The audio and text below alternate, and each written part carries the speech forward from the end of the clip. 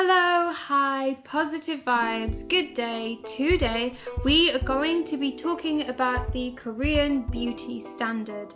Is it a good thing? Is it a bad thing? And what are the real world implications of this beauty standard? Before I get started, I wanted to quickly address the elephant in the corner of the room, which is that I haven't posted in a while. I'm sorry, I've been super busy, but I am trying to stay on top of things. I do appreciate every single person who has stuck around. If anyone has stuck around, I don't know, we'll see. So as per usual, I'm going to be discussing the good, the bad, and the very ugly side of the Korean beauty standard.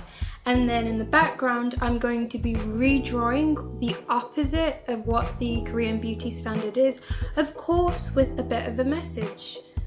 I would absolutely love for you guys to share your thoughts and opinions, especially if you are Korean and this is something that you've experienced personally. And then at the end of the video, you can see the finished product, which is the finished drawing, and I hope you guys are gonna like it. So, what is the South Korean beauty standard? And when I talk about South Korea, I'm just gonna shorten it to Korea, but you guys know which one I'm talking about. So in South Korea, I have a few pictures up for you guys to see, but this is basically the V-shaped jawline, the pale, perfect, flawless skin, straight eyebrows, larger eyes, double eyelids, and being slim. Those are examples of what the Korean beauty standard is. You can see this beauty standard reflected in the K-pop industry, which has recently gained a huge mass of international fame, or into the Korean beauty industry, both industries being extremely popular and influential. The Korean beauty industry's influence has reached in over $13 billion worth, and only by 2026 it's estimated to be worth around $21 billion. And I think if you were somebody who didn't know a lot about beauty standards, hearing this would just be like, oh yeah, that's cool, whatever, they're really pretty, they're making lots of money. What's wrong with this? Well, let us begin by looking at what happens at the most extreme side of things with the very unfortunate story of Han Miyoku. She used to be a young Korean model who had a beautiful face, but after getting surgery from the age of 28, she became addicted to getting procedures to find that perfect look.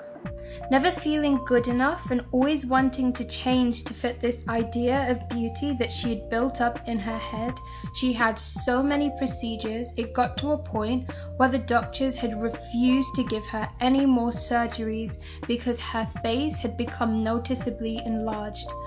But this wasn't going to stop her. She started buying her own silicone to inject into her face, and when she ran out, again, this wasn't going to stop her.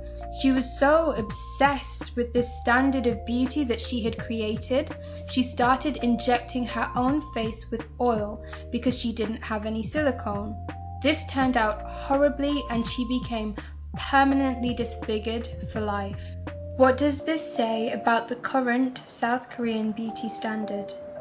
Of course, most women aren't born looking like the ideal standard of beauty. It's like they say, it really is a genetic lottery. And what do you do if you don't win? A 2015 study by Gallup showed that about a third of Korean women between 19 and 29 reported having some sort of plastic surgery. Down below, I've linked a YouTube video which I found about a young Korean woman's personal account of how she felt growing up as the ugly Korean, i.e. not being that ideal beauty standard. I found it really interesting because she talked about where the double eyelid ideal came from, which of course isn't common naturally in Korea. The beauty standard of having double eyelids had originated during post-war Korea with American surgeon Ralph Millard, who was originally working on people with cleft palates and started working on Korean women in the sex trade who wanted to be more attractive to American GIs. This is such a fascinating story because we never stop to think about where our beauty standards come from. They're just things that we generally find attractive. And it's interesting how it just highlights how little power we actually have over what we find attractive, because we're seeing these things in the media constantly shown to us, and they sort of build up in our subconscious our idea of what we find attractive. And this is true in the other video I watched, because she talked about comparing the older Korean beauty standard to the one that they have now. The current beauty standard is having a V-shaped face, but previously they used to have rounder faces and were chubbier, and that wasn't a hindrance, but strikingly different to the current one-dimensional, uniformal standard of beauty that we currently have. It blows my mind a little bit to consider the fact that Korean beauty standards aren't even Korean, with the double eyelids. Unrealistic in terms of having perfect skin, when it is perfectly normal and natural to have skin imperfections, acne, redness, blemishes, pores, lumps, bumps, redness, etc. Expectations like these are unrealistic and a little bit ridiculous. Unrealistic standards of beauty are especially dangerous when they are unrealistic, because they can lead to issues such as depression, eating disorders, and low self-esteem. Does this mean that having beauty standards is inherently a bad thing? Are there any positive effects? I would struggle to make the argument that agreed with this, but in the position of trying to be fair and looking at both sides, there are some ways that I can see possibly that this could be a positive thing. For example, the current beauty standards are unrealistic, however, they aren't supposed to be realistic. They're supposed to show us, when you're looking at things like makeup products, they're supposed to show us the absolute ideal of where we could be, and of course we're not all at that level. So in a way, making the argument that it is unrealistic isn't the best argument, maybe, because that isn't the intent. Another way I could possibly argue for it would be to say that it's wrong to demonize specifically South Korea, because beauty standards occur all over and they are natural and they're influenced by the type of women and men who live in a specific area. So it's wrong to only just demonize the South Korean beauty standard.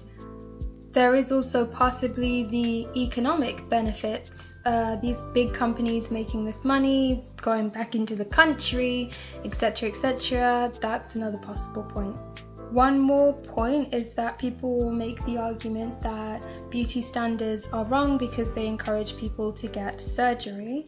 However, a 2019 study from Sang-Hoo Yoon and Young A. Kim conducted a meta-analysis to analyze the relationship between self-esteem and cosmetic surgery, and actually found that a negative correlation between the two suggested that cosmetic surgery helps increase self-esteem.